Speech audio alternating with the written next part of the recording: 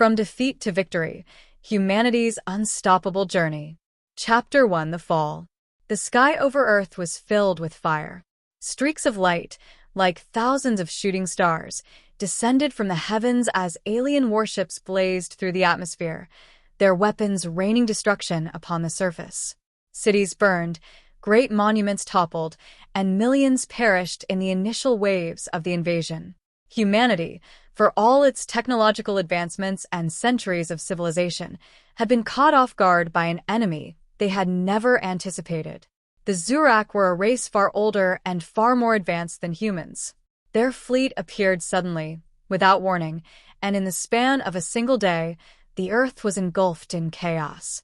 The Zurak ships, massive and imposing, hovered ominously above the major cities, their dark metal hulls absorbing the light of the sun.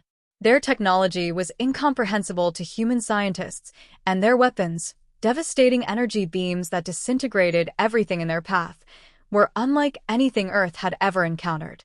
In the heart of New York City, Captain Eli Carson stood in disbelief as the first Zurak attack hit. The sky lit up with a flash of white, and a beam of energy struck the city's center. "Buildings evaporate," Commander says. "We get to command." "Now," Eli ordered, grabbing his gear and motioning for his squad to follow. They moved swiftly through the chaos, dodging debris and trying to avoid the stampedes of terrified civilians.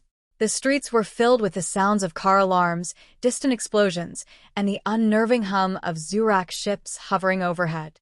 Above them, the massive alien vessels blotted out the sky, casting long shadows over the devastation below. Inside the command center, the atmosphere was tense. Military leaders from around the world had gathered in a desperate attempt to organize a defense, but every strategy seemed futile. The Zurak technology was far superior to anything humanity had ever encountered, and conventional weapons were proving ineffective against their ships. Eli stood in silence as General Thompson addressed the room, his voice grim. "We've lost contact with half our major cities. The Zurak are targeting civilian centers first. They're not here to conquer. They're here to destroy." For a moment, there was only silence. Then a young officer spoke up, his voice shaky. "What do we do, sir? How do we fight them?"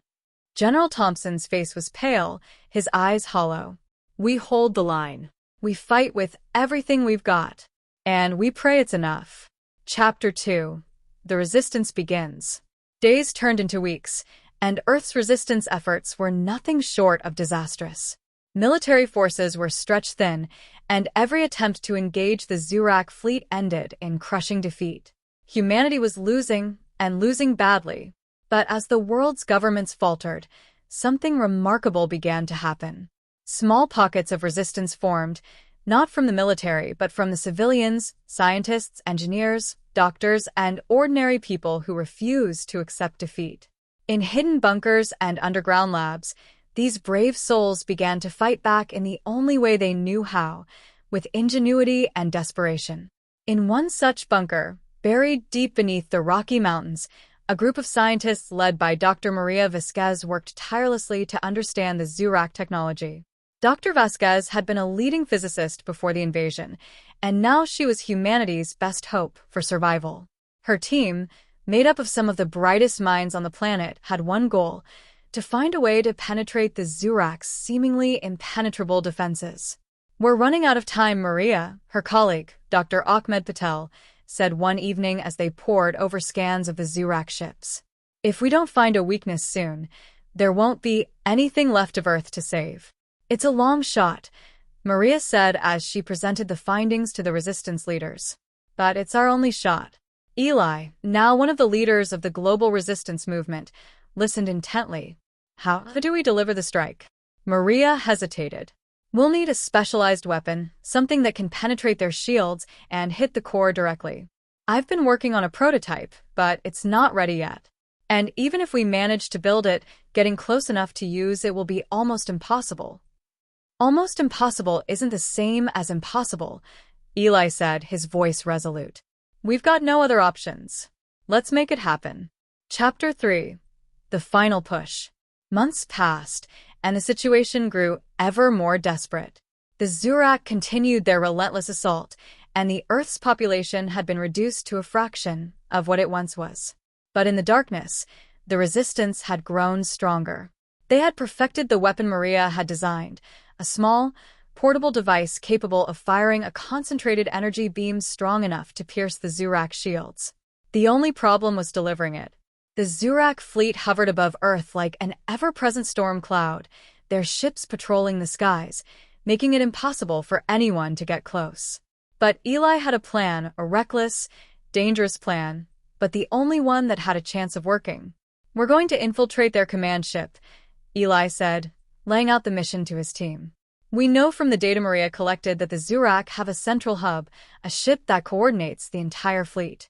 If we can get inside, plant the weapon, and take out their command, it'll send the whole fleet into disarray." It was a suicide mission, and everyone knew it, but no one protested. They were all that was left, and they were willing to give everything for one last chance to save their planet. Eli's team, made up of the best fighters the Resistance had left, boarded a stealth ship outfitted with the latest Zurak jamming technology. Maria had worked miracles, allowing the ship to fly undetected through the Zurak security network. As they ascended into the darkened sky, the weight of what they were about to do settled over them. "This is it," Eli said, his voice steady as he addressed his team. "No matter what happens, we give them hell." The infiltration went smoother than they could have hoped. The jamming technology worked, and the team slipped past the Zurak defenses, landing inside the massive command ship. But once inside, things began to fall apart.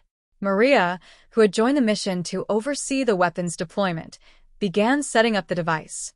"I just need a few more minutes," she yelled, her hands moving quickly as she calibrated the targeting system. Eli and the others held the line, fending off the Zurak forces as they closed in. One by one, his team fell, but Eli kept fighting, refusing to give up. The fate of the world rested on this moment. "Got it," Maria shouted, her face pale but determined. "Fire in 3, 2, 1.